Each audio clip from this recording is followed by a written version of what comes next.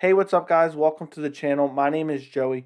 Unfortunately, Paulo Costa is out of his main event fight against Jared Cannonier, but we already have a replacement, Kelvin Gastelum, and it seems like at this point, Kelvin Gastelum is Paulo Costa's official backup because if you guys remember, it was originally supposed to be Paulo Costa versus Robert Whitaker in the main event of a card in the middle of July. I don't remember what event it was. And, a month out or so, Paulo Costa pulled out and Kelvin Gastelum stepped in to fight Robert Whitaker on like a month's notice or something like that. Well, now we have another pullout from Paulo Costa, undisclosed reasons right now. I know he was sick before when he pulled out against Robert Whitaker. And Kelvin Gastelum is stepping in to fight Jared Cannonier, which is still a great main event.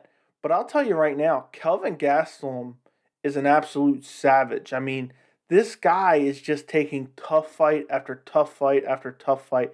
I mean, to step in on a month's notice and fight Robert Whitaker is absolutely insane. Former champion Robert Whitaker, who's an absolute amazing middleweight fighter, elite middleweight fighter.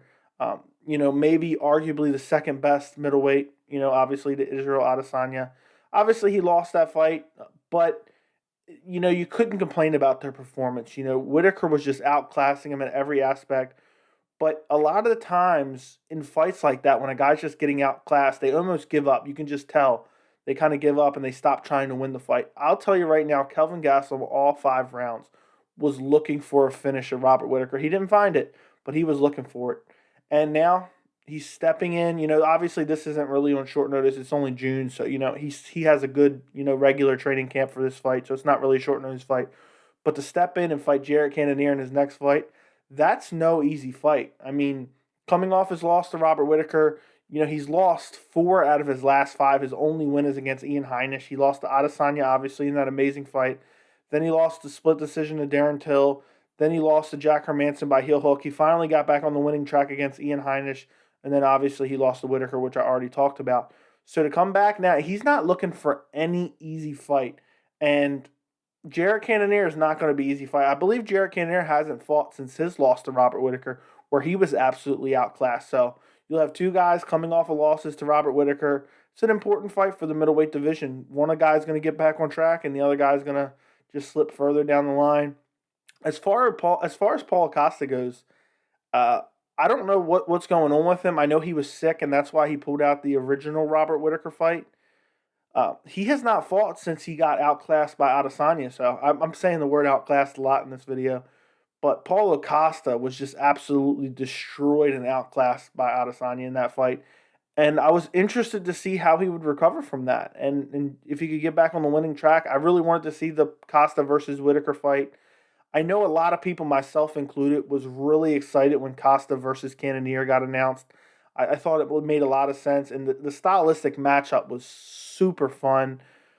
But Kelvin Gastelum versus Cannonier is pretty fun too, so I can't really complain about that.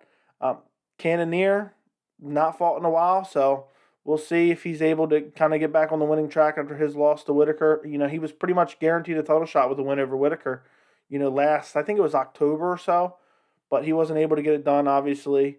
So we'll see what he can do against Kelvin Gastelum. If I had to give you guys an early prediction, I've always been really high on Kelvin Gastelum, and I've just started to kind of come down off of that. I don't know if it's been the losses or it was the performance against Ian Heinisch, which was honestly a win, but it kind of, I don't know. It just the fight against Ian Heinisch did not impress me at all as far as Kelvin Gastelum's skill set.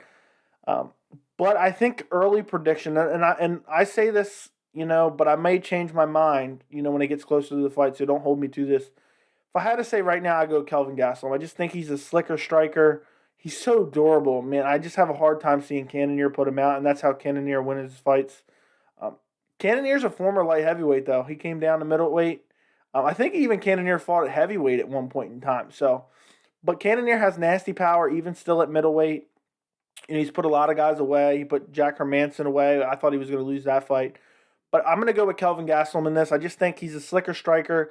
Cannonier's not coming out there and going to try to grapple him. If anything, Kelvin Gastelum has the grappling advantage. But I don't really think he'll be able to use it because of the size discrepancy. Obviously I haven't seen these 2 guys next to each other. But Gastelum has always been a small middleweight, and I thought Gastelum would have beaten Weidman, and obviously he looked good in that fight, but the size disparity was just massive, and Gastelum was fighting from a disadvantage. If all things are equal, the larger guy is always going to win, in my opinion, um, just because of the size. Obviously, if one guy's just extremely better at something than the other, the size difference doesn't mean as much. But we'll see. But I think Kelvin will be able to go in there and probably, outstrike Cannonier. If he doesn't, I don't know where he goes from there, because if he loses another fight, he will have lost 5 out of his last 6, and that's really hard to recover from. But again, super tough fights, super relevant fights in the middleweight division. You can't knock the guy. He's taken every fight that's offered to him, it seems like. And at this point, I'll give you a little bonus fight that I think is probably going to happen now. Um, no, I was gonna say we might see Paulo Costa versus Darren Till, but no, Darren Till has that fight against Derek Brunson coming up, so that doesn't happen. So I don't know where Paulo Costa goes from here. I guess he needs to sit out for a little while, get healthy, and then return at 100%. But I have no idea who he fights at this point. So if you guys have a suggestion of who Paulo Costa should fight next when he does return, let me know in the comments. Maybe he can fight the winner of this fight. Maybe he's not going to fight till the end of the year. Who knows? Um, but let me know what you guys think about the matchup of Kelvin Gastelum versus Jared Cannonier. Who do you guys think is going to win? Make sure to like the video. Thank you so much for watching, and I'll see you in the next video.